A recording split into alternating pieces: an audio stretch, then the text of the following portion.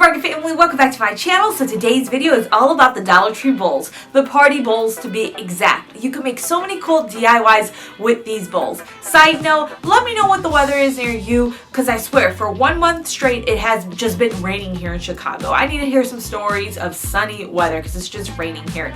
Anyways, if you like the video, make sure you give it a thumbs up, and if you're not subscribed yet to my YouTube channel, make sure you subscribe. With that being said, let's begin the video. For our first project, I'm going to be using this clear punch bowl that I got from Dollar Tree. Now what I'm going to do is I'm going to apply Mod Podge to my bowl. In some areas, I'm not going to put any Mod Podge because I want to make a door shape and some window shapes. So no Mod Podge there. As I apply my Mod Podge, I am also going to be applying some toilet paper. So I ripped up some pieces and I placed that right on top of the Mod Podge. I wanted to create some door and window frames. To do that, I just roll up some toilet paper and I apply that around where the doors and the windows are. Then I put some more Mod Podge on top of those areas to really seal them in. Once I have the toilet paper all down, I took a blow dryer to it all to dry up the Mod Podge, and then I added another layer of Mod Podge and toilet paper wherever I thought it needed a little bit more. Now for the fun part, painting. You want to use at least 3 different shades of the same color.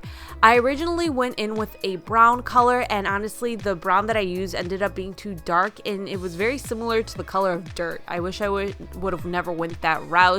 And also trust the process here, you guys. This thing ends up looking a bit funny. I'm not going to say what it looks like. It also can look like some, I don't know, chocolate pudding. Anyways, trust the process. Your medium shade should be the color that is painted all over your project. The darker shade you will use to create shadows, and the lighter shade to highlight. You can use more than 3 shades. I just recommend at least 3 shades. I ended up doing things backwards and I had the darker shade as my base color. I wish I didn't do that. I just didn't realize that the paint I was using was going to end up being that dark. I took a blow dryer to my project after I had the base layer down, and then I started to highlight and create shadows. I mainly highlighted wherever I saw creases in the toilet paper, and then I created shadows near those creases. I ended up using another brown color too because, like I said, the base color ended up being a little too dark for me. So I just used different tones of brown because I'm trying to make this look like a piece of wood. This is inspired off of a planter I bought, and you'll see that later on. So I'm trying to make this bottom look as much in color to the planter I bought. Now I purchased this clear plate from Dollar Tree, and this fits perfectly underneath my bowl. I did paint it green because I'm going to be gluing some moss that I got from Dollar Tree to this, and I wanted there to be a green base, so if there was any area that I forgot to glue moss to, it wouldn't show. Once I had that paint down, I started to glue on my moss, and I just used some hot glue. I also had this piece of green grass that I got honestly during my wedding from Michael's, and I think they carry it like every summer. Don't quote me on that. I just glued that to the very center of my plate. Dollar Tree carries a bunch of miniature fairy garden pieces, and what you're gonna do is you're gonna buy some and glue them to your plate. I added some little gnomes. It was 3 for $1.25, and then these little animals that come in a pack, 3 for $1.25. Then I'm gonna put some fairy lights inside of this. The fairy lights I'm using are actually from Dollar Tree. I put 2 strings of fairy lights inside of here, and then I put my bowl on top of this. This is the planter that inspired it all. I got it at Menards, so I just placed that on top of my little garden that I made, and this is how it turned out. It is so beautiful. It is so magical. I love it so much. You can see where the main door is. There's no longer plastic there. Matt had to remove the plastic for me because I couldn't get this to photograph right, just because the light from the sun kept bouncing on the bowl and I couldn't get it to film right. But in person, if you have the plastic there, you can see through it just fine. It's just the sun wouldn't work with my camera. If you want to go the Dollar Tree route, Dollar Tree does carry this wooden barrel looking planter, and you could place that on top of the bowl instead, or you can buy another bowl and make 2 of these, so you have one at the top and one at the bottom.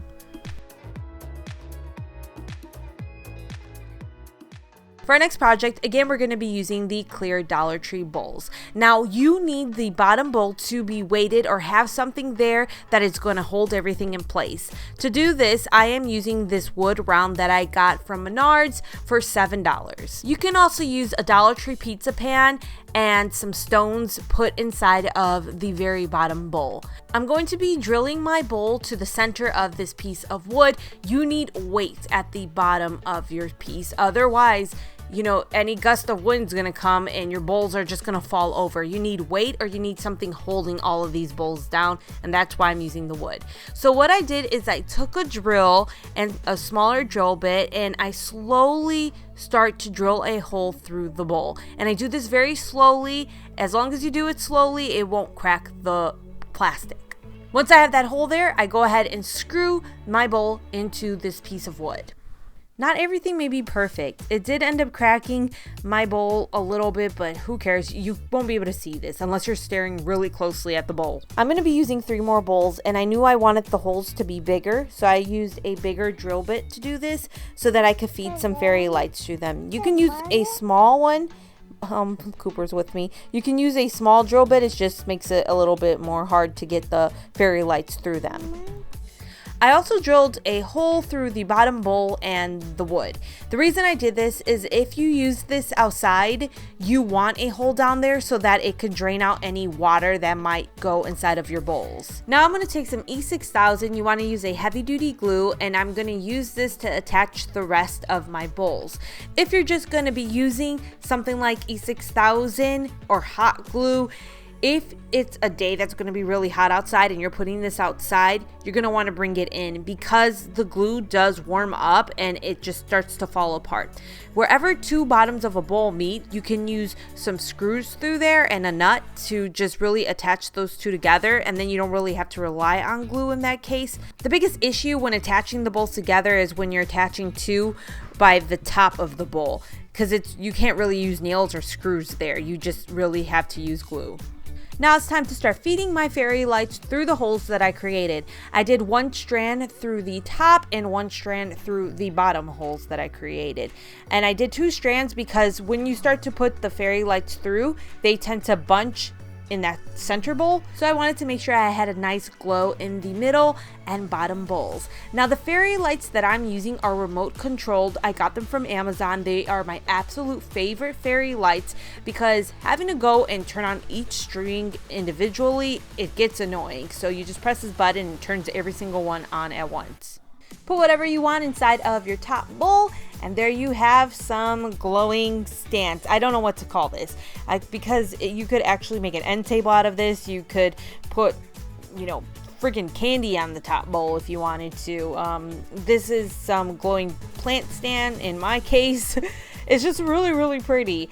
One more thing, if you're going to stick this outside and you use wood like I did, you want to make sure you seal the wood. I didn't seal the wood because I plan on using this in another DIY, but you want to seal it, especially if it's going to be at the bottom and there's a chance it's going to sit in water if it rains in your area. So make sure you seal that wood.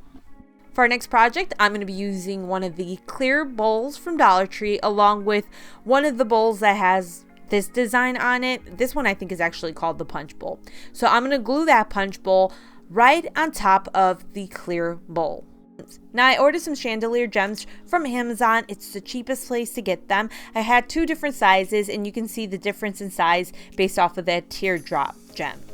Now there's a clasp that you can open at the top of these chandelier pieces, and that's how I hook them onto my plastic bowls. Now obviously they're not going to go through the plastic easily. There's no holes in the plastic, so I get them on initially and then I go in with some hot glue where the clasp meets the bowl. Now the thing is, up close you can see the hot glue, but you won't be able to be up close to the chandelier. It's probably going to be up in the air. You won't be able to see it, and even then it's not very noticeable because it blends in so much with the plastic. I attached the bigger chandelier pieces to the clear bowl and the smaller ones to the bowl that has that design. And the reason I ended up using 2 different bowls was because the chandelier pieces ended up being smaller than I thought they were going to be, so I was trying to vary the height a little bit more. And also I think the bowl with the design looks better for something like this versus the clear bowl. Now I put holes through all of the bowls that I'm going to be using. Next up, this smaller bowl is going to go on the very top of my chandelier. As you can see, there's a hole there. I purchased this ceiling hook from Home Depot. You can find it at any hardware store. You can even find it at Walmart. Well, I just put my hook through the bowls and I start to twist it into place. I made the perfect hole so that that hook wasn't going anywhere. If you make a hole that's too big, try to get a bigger bolt and just kind of screw it into place. You want something nice and sturdy there, you guys. You don't want to be putting this up with some command strips and it comes crashing and hitting you in the head. If you don't use a smaller bowl like I did and you're just using the big bowls, you can use command strips because there's all that surface for the strips to go on. But if the top of your chandelier is the top of a bowl, there's not enough surface for command strips to go on, and there's a good chance if you use command strips, it's going to fall and it's going to hit you on the head. So, I mean, you don't have to listen to me, but you might get hit on the head with a chandelier. Anyways, I did secure the hook into place a little bit with my hot glue. I put it at the bottom and the top of the hook. And then to hang this, I'm just using some book rings that I got from Dollar Tree. You can hook them together to make them longer, or you can just use one piece. Then to hang this off of my ceiling, I have a ceiling hook that's in the ceiling. And you're gonna want something similar, again, because you don't want this to fall on your head. So you need something that's gonna hold your chandelier. For my chandelier light, I'm using this work light that I got from Dollar Tree. It's much brighter than their push lights.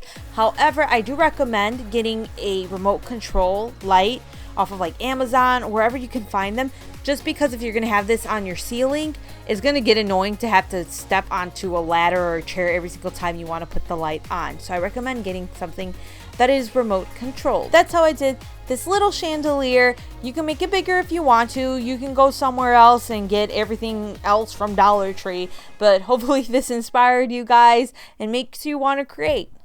This next one is really just an easy hack. Don't pay attention to me talking because I talked and then the audio wasn't even recording me. So this is me looking a fool. So the Dollar Tree bowls, they're all one height. And if you're going to be using them on a tablescape during an event, more than likely you want different variations of height. It just looks nicer. So really all you have to do is glue bowls together to get taller bowls. And it's so easy to do.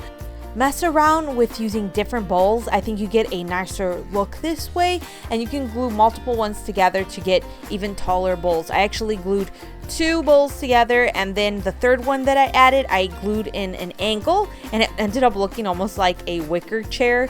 Not necessarily like wicker, but it just reminds me of the shape of those old vintage wicker chairs. You can see the one bowl from Dollar Tree just laying there, and then the other ones that have varying heights, and you can see it's just so much nicer, and it's going to make for a better setup for your event. You can also glue some of the bowls to the candle holders from Dollar Tree to add some height. You can use a mixture of multiple bowls and multiple candle holders. That is just completely up to you. So I ended up filling up my bowls with some candies and some cookies to give you guys an idea of how this looks if it were to be set up for like a party. Dollar Tree also carries chalkboard tags and wood stakes that are perfect for something like this. So this is how it looks with all the variations in height. You can obviously do everything at one height. That's completely fine. It's just if you're like me and you like things to look pretty and very visually appealing, I think that the variations of height, it looks nice. But again, it's not necessary.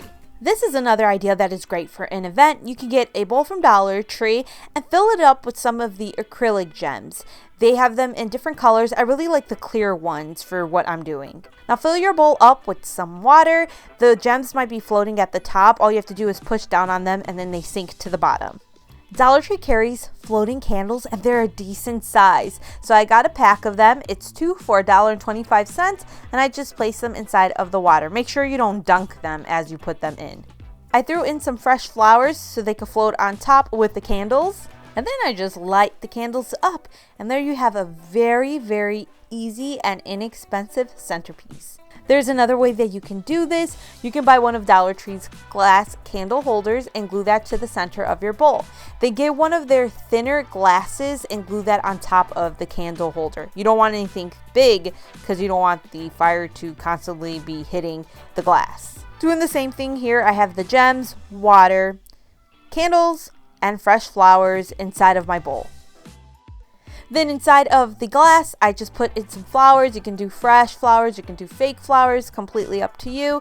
I added my yellow flowers inside of the bowl and then also to my fake flowers because I needed to blend those flowers in with the top flowers. So that's how I did it, and this is just another idea for a centerpiece, but this is just bringing it up a notch.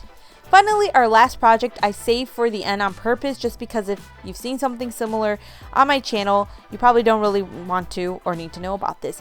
But if you haven't seen this on my channel before, you can actually take all of those bowls and make an end table. So I took that project I used by the fireplace, and what I did is I spray painted my bowls in the wood all black. You don't have to spray paint them if you don't want to.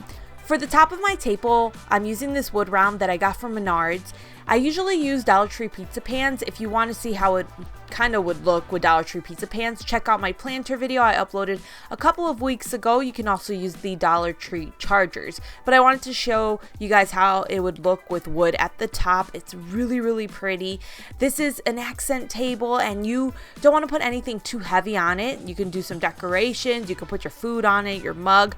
Just don't put anything heavy on it, otherwise it will break on you. So that's it for these Dollar Tree bowl DIYs. I hope it inspired you to create. I actually have some ideas with these projects I just did for Christmas time. So I'm really excited about that, especially the first one. And it makes me really excited for the Christmas season. I know it's far away, but if you know me, you know I love Christmas. Anyways, I'll see you guys. Take care. Bye.